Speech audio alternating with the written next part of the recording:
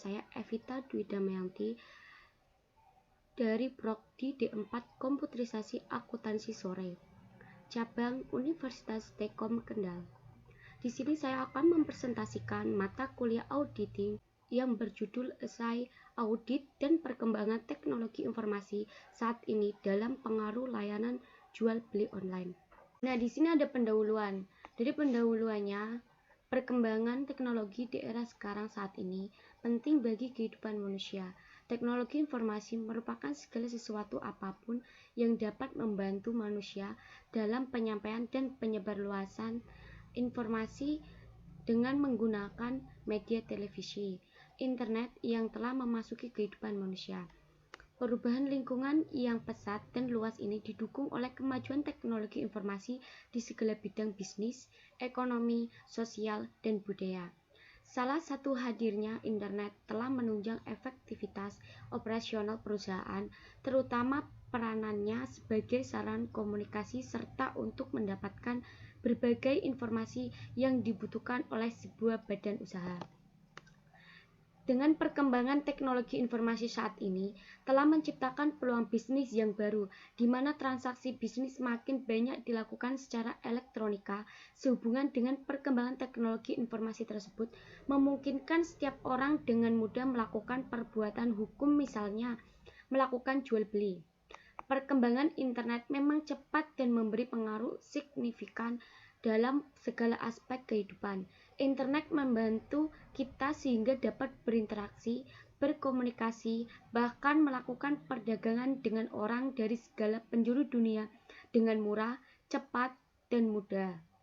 Beberapa tahun ini, dengan begitu merebaknya banyaknya perusahaan yang mulai mencoba menawarkan produknya dengan menggunakan media ini.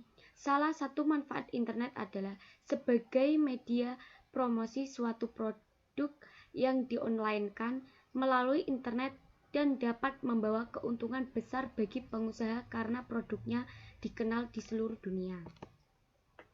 Manajemen organisasi juga harus sensitif terhadap pengaruh perkembangan teknologi yang mencakup informasi, peralatan teknik, dan proses dalam mengubah input menjadi output. Selain itu, manajemen harus dapat memahami dengan baik peran sistem informasi dalam organisasi.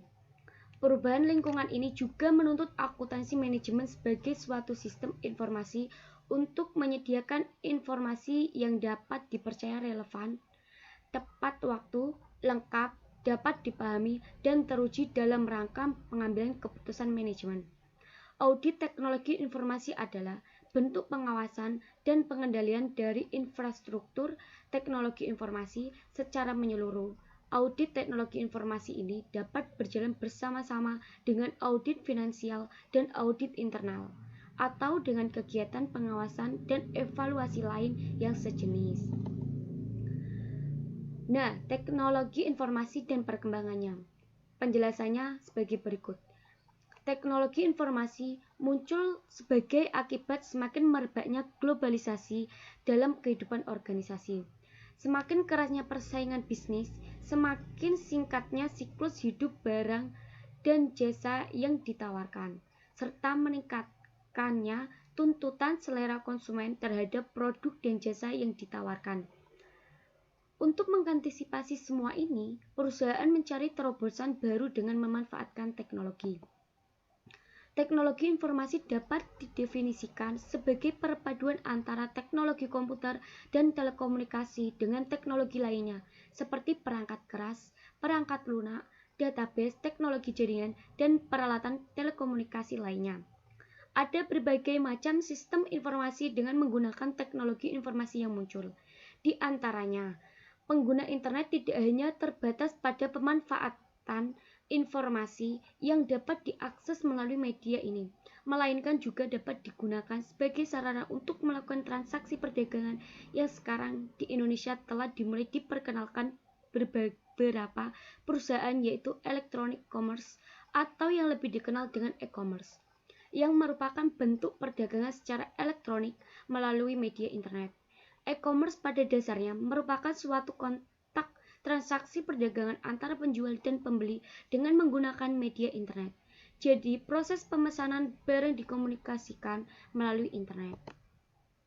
Keberadaan e-commerce merupakan alternatif bisnis yang cukup menjanjikan untuk diterapkan pada saat ini, karena e-commerce memberikan banyak kemudahan bagi kedua belah pihak, baik dari penjual atau merchant maupun dari pihak pembeli atau buyer, di dalam melakukan transaksi perdagangan. Meskipun para pihak berada di dua benua berbeda sekalipun, dengan e-commerce, setiap transaksi tidak memerlukan pertemuan dalam tahap negosiasi. Oleh karena itu, jaringan internet ini dapat menembus batas geografis dan teritorial, termasuk yurisdiksi hukumnya. E-commerce di Indonesia masih belum dapat berkembang dengan pesat, meskipun pemerintah Indonesia telah menyadari akan pentingnya revolusi informasi tersebut. Hal ini disebabkan bisnis e-commerce sangat rentan terhadap bisnis ekonomi, yaitu karena perbedaan nilai mata uang.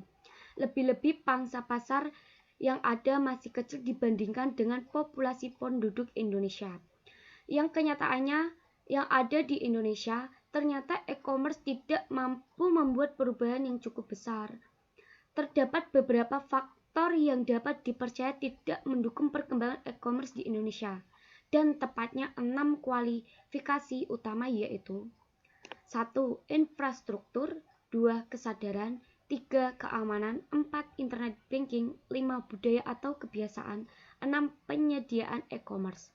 Selain ke-6 kualifikasi di atas, ternyata masih ada unsur yang menghambat perkembangan e-commerce di Indonesia, yaitu belum adanya peraturan hukum yang mengatur tentang transaksi e-commerce.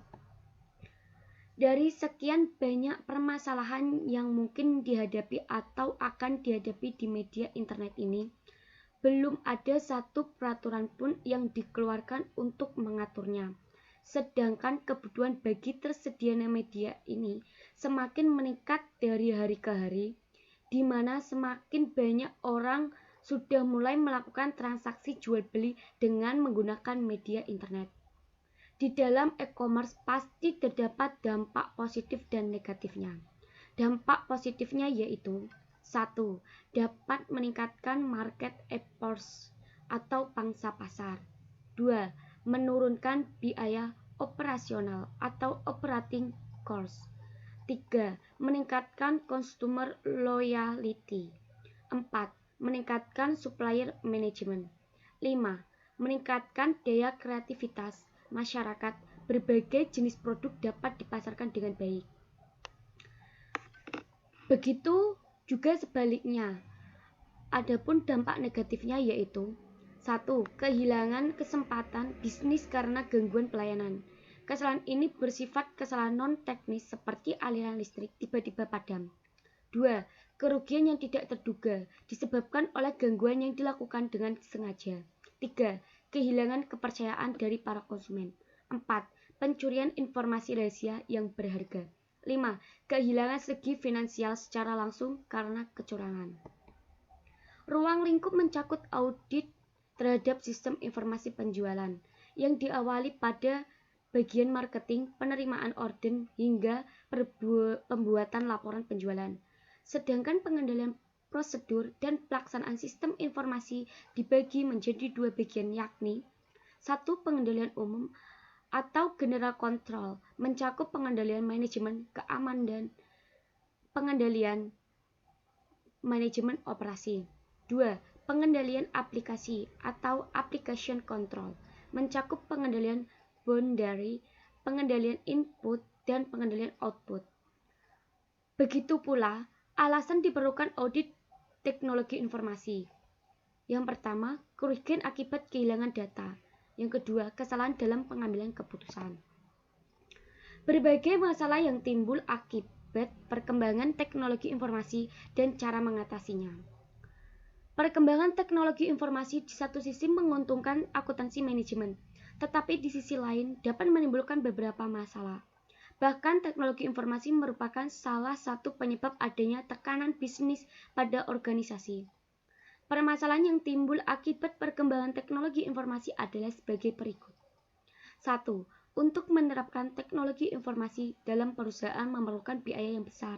2. Pengembangan teknologi informasi tidak hanya membutuhkan pengetahuan dan kemampuan teknis di bidang akuntansi saja, tetapi pengetahuan tentang teknologi informasi yang juga harus dikembangkan. 3. Teknologi informasi yang diterapkan tersebut harus acceptable, artinya dapat diterima oleh semua orang yang akan menggunakannya. Kesimpulan dari esai yang saya buat sebagai berikut.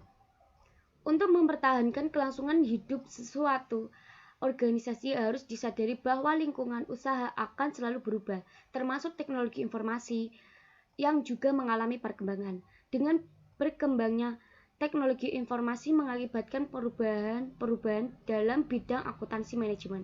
Akuntansi manajemen akan menyesuaikan dengan perkembangan kegiatan perusahaan.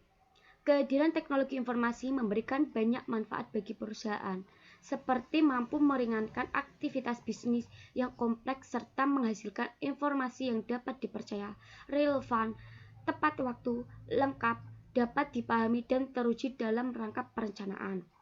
Akibat perusahaan dapat tetap bertahan dalam era informasi serta mampu menghadapi persaingan pasar global.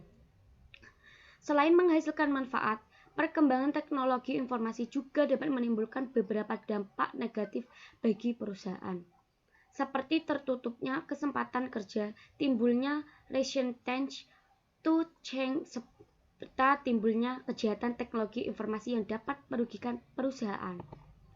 Jadi, menurut saya manfaat e-commerce bagi pengguna bisnis online adalah perusahaan-perusahaan dapat menjangkau pelanggan di seluruh dunia. Oleh karena itu, dengan memperluas bisnis mereka sama saja dengan meningkatkan keuntungan. E-commerce menawarkan pengurangan sejumlah biaya tambahan. Sebuah perusahaan yang melakukan bisnis di internet akan mengurangi biaya tambahan karena biaya tersebut tidak digunakan untuk gedung dan pelayanan pelanggan atau customer service jika dibandingkan dengan jenis bisnis tradisional.